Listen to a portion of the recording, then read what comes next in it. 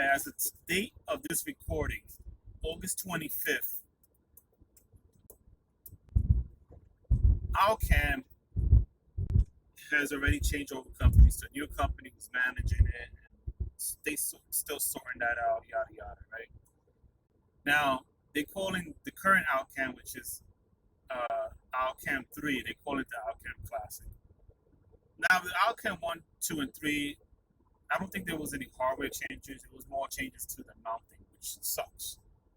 So I want to talk about things that I would like to see in Alcam 3. Now, it's confirmed that it's already a work in progress. They're working on it. They don't have a release date yet. They don't know the specs. But all the staff knows that they're actually working on Alcam, a new Alcam now. So here's my wish list for the new Alcam. I'm going to try to be a little conservative here. You know, I'm not going to ask for too much, but I will say what I would like, and I'll say what I'd be happy with. First and foremost, I would like them to fix all the little bugs they have. You know, they definitely improved in it a lot compared to before, but there's no reason why I should go to app and then this. It's hard to explain. I did this in the other blogs, and I don't want to get too deep into it. But when you download the video from the app, sometimes it like downloads to the app, then download it from the app to your phone, right? So, and there's times where you show the download, and there's times where it just pops up right away. So I don't know like what's going on, like why it does that. But here's the thing. The reason why I say that is because I know there's times where I click off it and click back on, then it downloads right away. It just pops up. So there's something wrong with that. They have to fix that, right?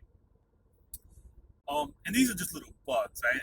I think that's pretty much the biggest thing. You know, there's other little things, but that's the biggest one.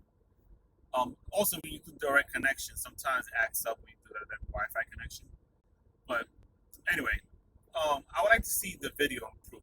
You know, it's 1440p 30 frames. I would like to see 60 frames per second.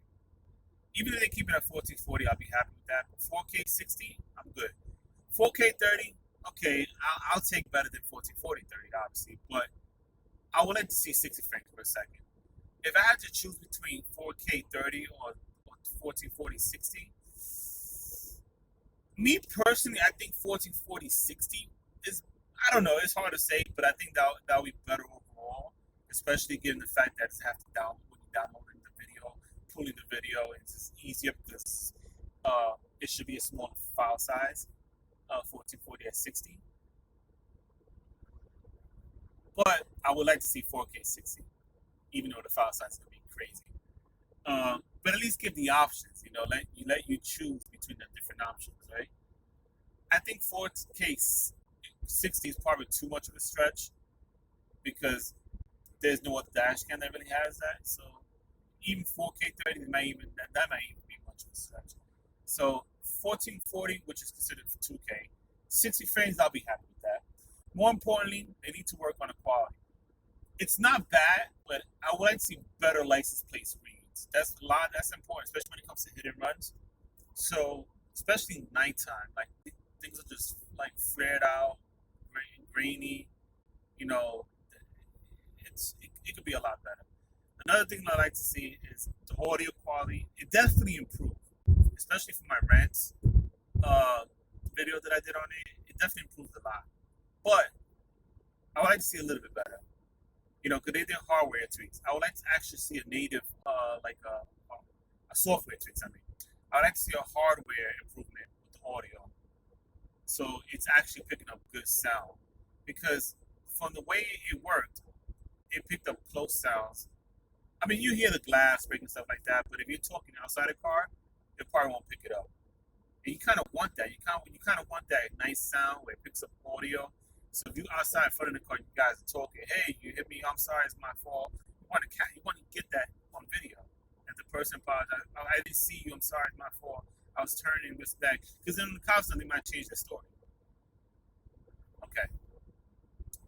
So again, we talk about the quality of the nighttime, the grainy, you know, I like to see that be improved.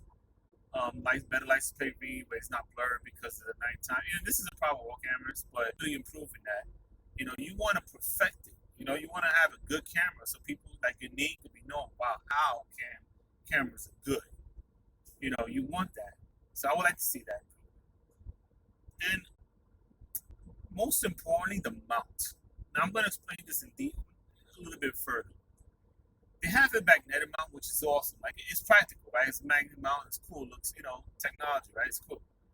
But the problem with this is that if there's an accident, I'll show you. There's a video that I have up where there was an accident and the outcam camera turned. It was an impact. Of course, it turned down or turned up. One of those. I think it turned up. And because of that, you don't see like the aftermath. You just see the impact, which I guess is the most important thing. But then the camera just goes out of whack. Whereas something's fixed to the windshield, it's gonna hit, and you're gonna see everything unless the window breaks or whatever, right? So I would like to see a fixed mount, preferably a sticky mount, because suction mount is alright. But the VFO camera mount is a good example. It's nice, small, flat, right to the window. Whereas the Van True N2 and 4s come down and it sticks out. So suction mounts are not. I rather do a sticky mount because it gets closer to the window and it's it's there. It's stiff. It's not gonna shake. It's not. It's good there. So I would like to see that. Another thing is they need to work on different connection types.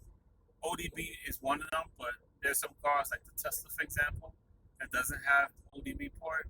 So the Teslas can't have the outcam as it stands today. Hopefully, the update will give Tesla drivers an outcam.